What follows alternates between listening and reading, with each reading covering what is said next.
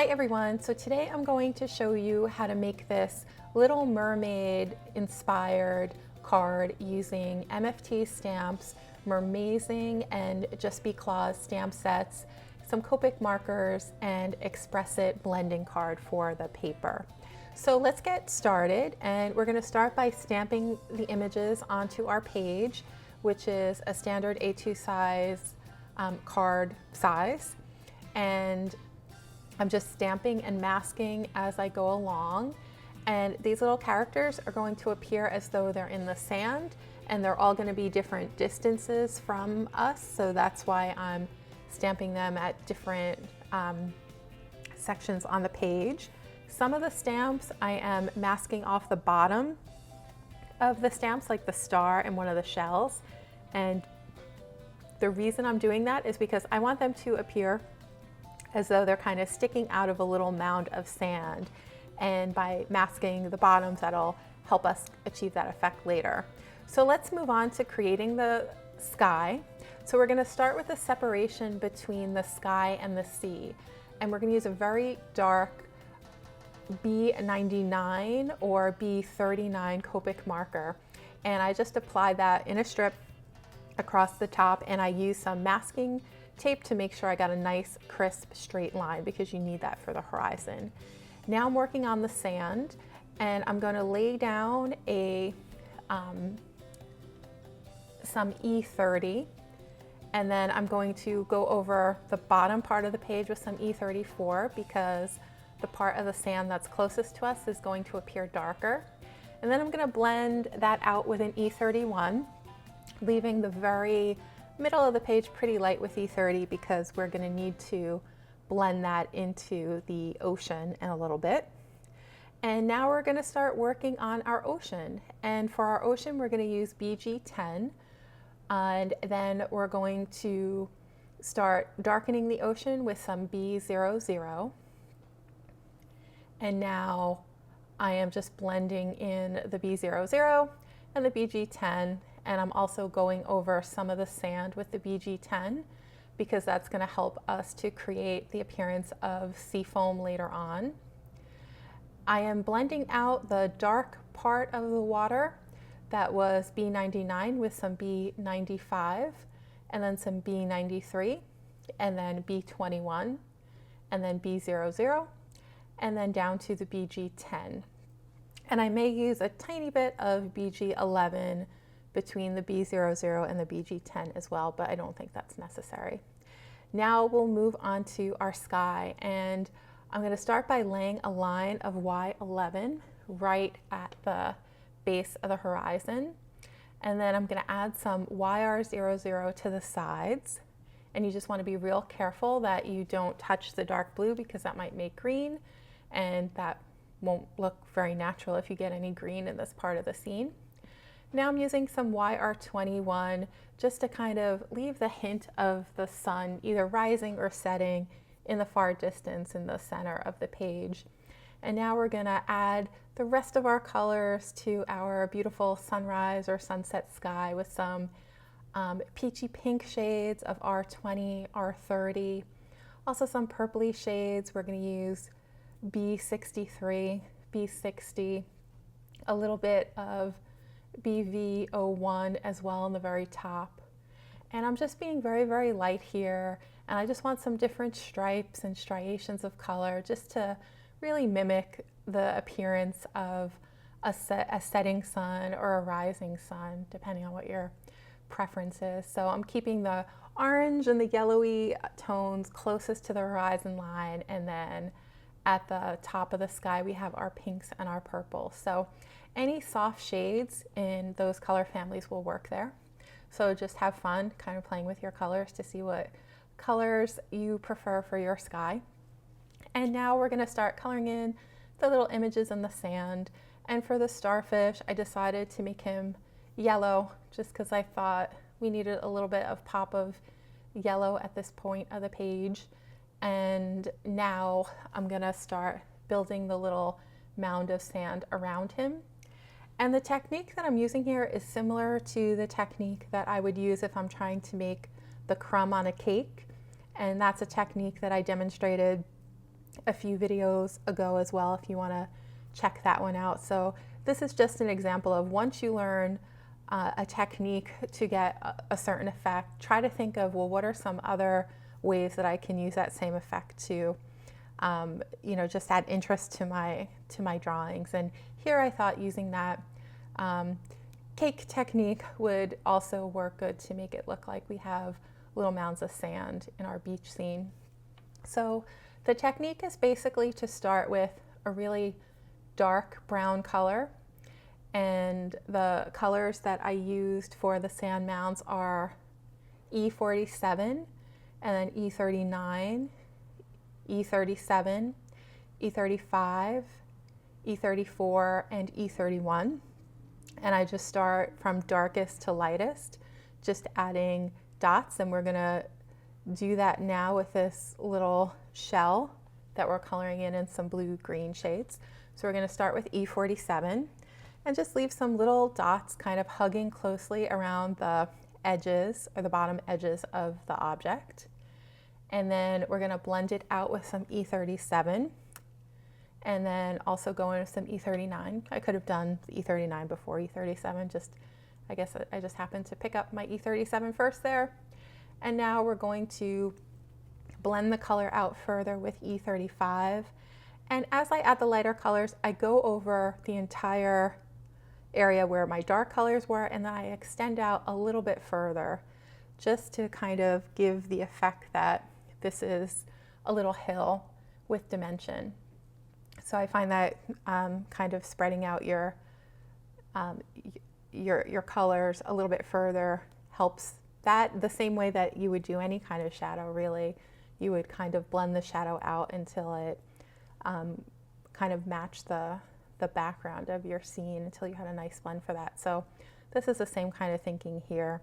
And for the rest of the mounds, because there are a bunch of them, every little object gets a mound, I just sped up the coloring because the technique is going to be the same throughout, just basically starting with your darkest marker to make little dots, and then just going over those dots further and further out with the lighter colors. And one thing that I'm trying to do is, as I get to these little mounds that are the farthest away from us in the scene, so like where that little shell is behind the mermaid, that one I tried to blend out a little bit more and make it a little bit lighter, just because it's farther away and it would appear lighter to us and having less definition as well. Then I'm also putting a little mound of sand for the beach umbrella to stick into, and I have that extend out beyond our little mermaid too, just to give some more interest to the scene. And now for the little mermaid, we're going to add our little shadow and sand mound, like just right hugging like the bottom of her body, like by her hand, and then underneath her tail as well. And then I also put a little bit of shading and sand behind her tail as well. And we're going to do the same thing for the crab. And the crab is standing a little bit crooked, so we just need to build up our little sand mound that he is standing on accordingly, just so that it looks like he's firmly attached to the ground and not just kind of, I don't know, with one end up in the air, if that makes any sense. And we're almost done with this part. And then once we finish our sand mounds, then we can move on to our little objects. And for the shells, we're going to fill them in with some purples, BV01 and BV04, and some BV00. And I'm focusing my shading on the darker shading closest to the ground. So whatever is the part of the shell that is kind of closest to the sand is going to be darker, and then the part of the shell that's closest to the sun is going to be lighter. And then we're going to do the same with this little shell on the left. Same colors here, BV09 for our darkest shading, and then BV04 for our mid-tone, and then BV00 and maybe BV01 for our lightest shade. I thought this little shell in the middle needed to be a lighter pink, so we're going to use RV 52, 55, and then some RV 09. And then I thought that wasn't dark enough, so then I went back over it with an R56 and then possibly even R59, but let's wait and see if that's actually what I did. Yes, so R59 for the darkest shading there. And now I'm just kind of working my way back up from the mid-tones to the lighter tones so that it looks natural. For this little snail shell, I thought that it would be good to bring some more yellow and orange to the scene. So what I'm trying to do with my colors is I want this to be a really, really bright, cheery scene. So I'm trying to get in all the colors of the rainbow without being too obvious about it. So that's another reason why I added this little turtle onto the beach, because he gave us an opportunity to add some green to our scene, even though I guess you really wouldn't see turtles so much on the beach. You might see them in the water, but maybe not actually on the beach. Or maybe they come out when the people aren't there. Maybe that's what turtles do. I don't know. So I'm just coloring in his body with some YG91 through YG97. And then for his shell, I wanted to use some brighter YG markers. So we're going to use some YG11, YG17, and then some YG67 for shading. And I made the little, I guess, different sections of his shell, different colors as well, just so that we had lots of pops of yellow green in this area. And one of the things I've been struggling with is the proper way to color turtles, because what I found is, you know, we tend to color them all green, but then the body kind of, it melts into the shell and there's not really a good distinction. So what I found is by coloring the body with these dark yellow greens, that really helps to give some contrast between the turtle's body and his shell if you color the shell with lots of bright yellow green. So that's one thing that I learned in doing this little picture.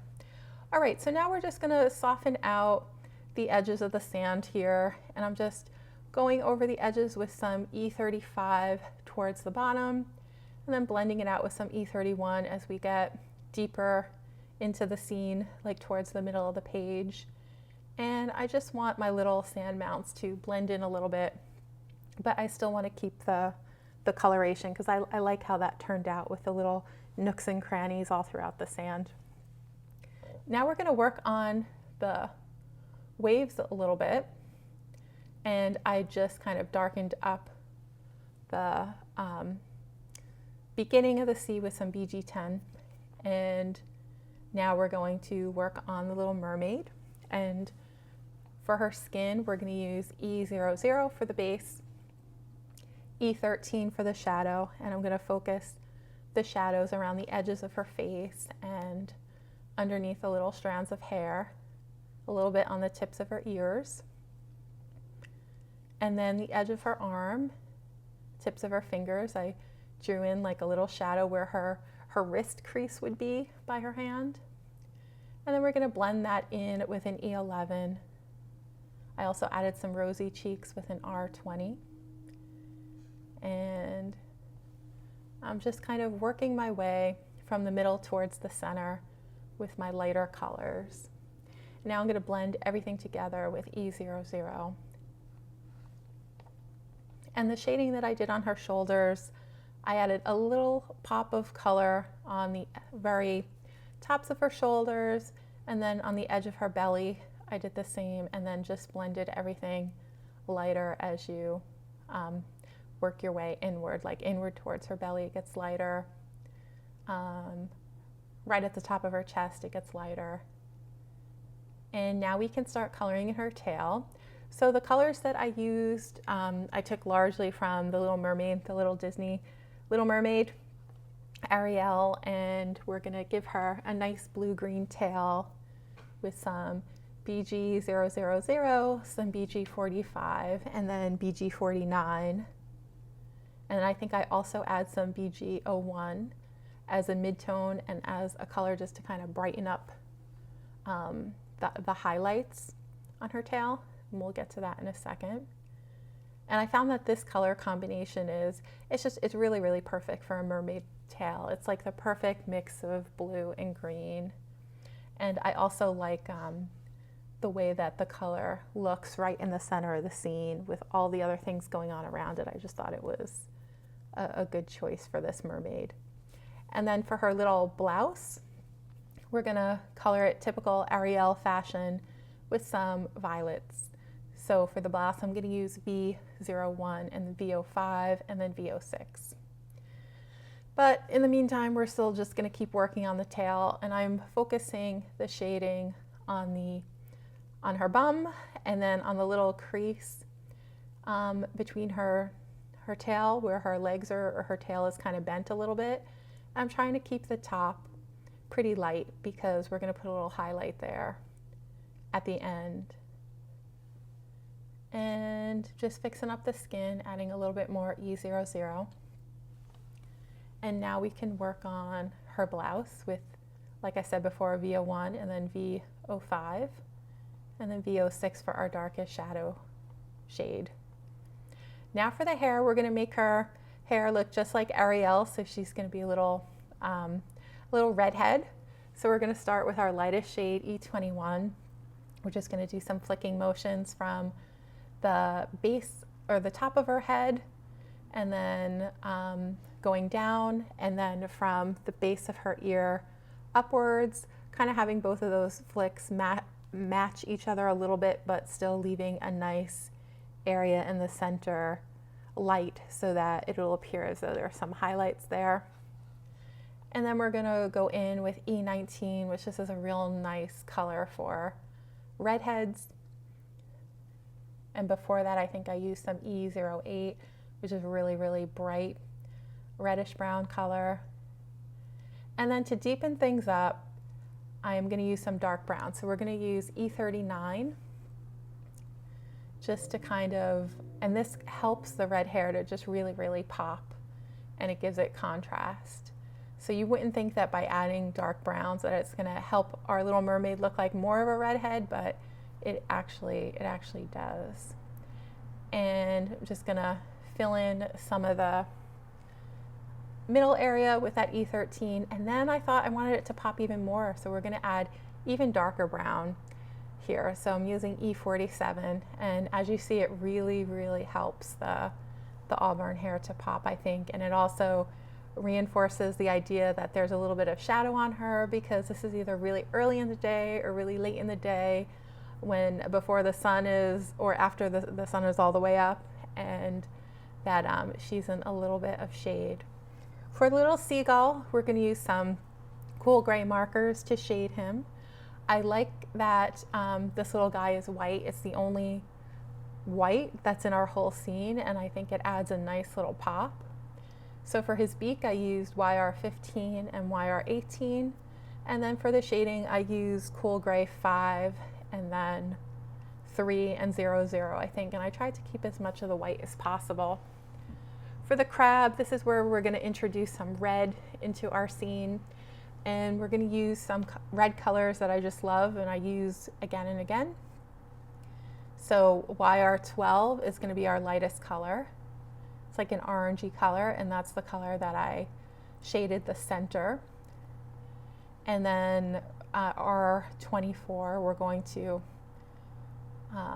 go over the edges with that. And then we're going to add some R29 and then some R39. And then we're going to work our way backwards until we get to the center. And for the center, by the time we get to the center of the crab, there's going to be almost none of that yellow orange left, but it'll give a nice enough glow, I think, underneath the reds that we'll know it's there. And I feel like with his claws, just having that a little strip of the yellow orange, it just really, really helps to brighten up the little crabby guy. I just love it. And for his eyes, we're going to leave his eyes pretty much just as they are. We're not going to add any shading to the eyeballs, and then at the very end we'll go over the black part of his eyes with some glaze pen just to make them pop. And I'm just adding some R02 here to help things blend. And then going over the centers with the YR12 just to make sure we have our little hint of a glow.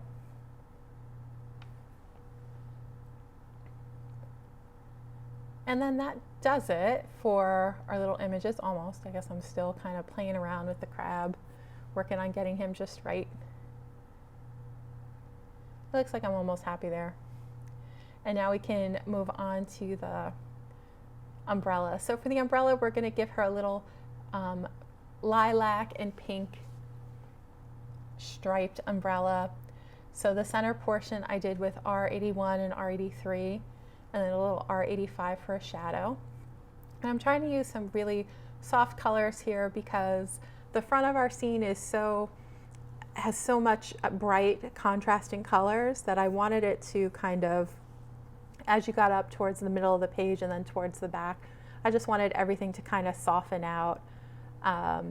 So that's why I'm coloring the umbrella with some lighter color. So the umbrella is really in that area. It's like the bridge between the bright front of the scene and then kind of the muted, shadowy back of the scene. So we're just trying to work on that transition there. And I'm just putting a little shadow under the seagull's feet, and I use my B63 for that. And then I'm just trying to blend together the rest of the umbrella.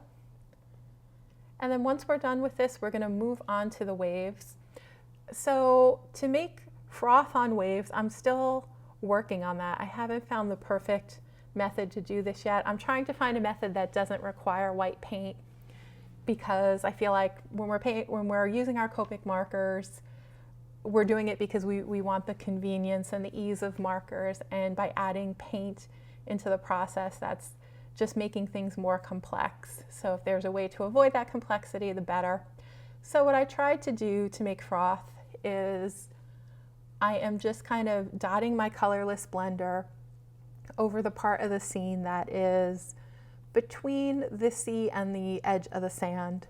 And I'm just trying to make it look like there's some like little poofs there so that we're getting the beginnings of a hint of froth, knowing that we're going to have to go over this with some type of color, but I'm just trying to get as much texture into the page as I can at this point, just to kind of mimic the appearance of like waves crashing on the beach. And now we're going to add we're going to move away from the froth for a little bit just to give that alcohol blending solution a chance to dry. And we're just going to add some white highlights around the different objects on the page. And so I'm adding some highlights on the crab. I ended up not liking the top highlight right under his eye, so we're going to take that out at the end. And I'll show you how you can remove highlights if you put them in places where you're not so crazy about them. Adding some highlights to like the little edges of our shells. And then some little pops of white glare to our little turtle. And then again to the tops of the shell there, just to make it look like the sun shining, the top of the little seagull's beak, and then the top of her, I guess where her knee would be.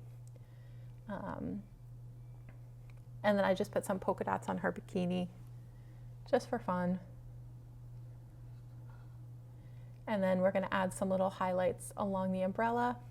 And now we can work on our froth. So I'm just putting little scribbles here, and I'm focusing my scribbles, making them darker and more condensed at the bottom of where the wave would be, and then I'm kind of making them really, really light and sparse and far apart where the top of the wave would be. And I'm adding some little dots and flecks above as well, just to mimic the appearance of sea spray there. I'm taking off that highlight, and the way to do that, you can just go over it with your marker, and that should take it off, as long as it's a dark color. So red is very dark, so I was able to hide it. If you use yellow or pink, it might not work as well, but for dark colors, you can always use that trick.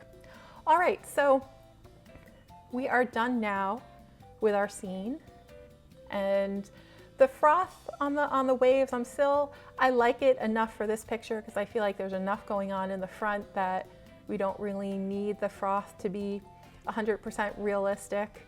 It just kind of gives us a hint of froth, but I am going to keep working on that, especially as we get closer to summer in the Northern Hemisphere, so that I can find a way to make realistic froth without using paint and Copic markers. So we'll see. So I used the You Are Mermazing sentiment from the Mermazing stamp set by MFT, and that completes the card for today. So I hope you had a good time watching this video. I hope that you try this card. It is not very difficult to do. It's just a matter of masking the different images and then having the patience to kind of go and build your little mounds of sand. It is so much fun making the sky and the transitions between the sky and the water and the sand. And we are starting to enter the warmer part of the year, at least for those in the Northern Hemisphere. So lots of products, I think, are going to be geared towards the summer and water and sand and beach scenes. So why not kind of get practicing now so that when all those great new stamp sets come out, you have lots of cool beachy techniques to try. All right, everyone, that's all I have for you tonight. Have a great evening or day, depending on when you sign in, and I will see you again in the next video.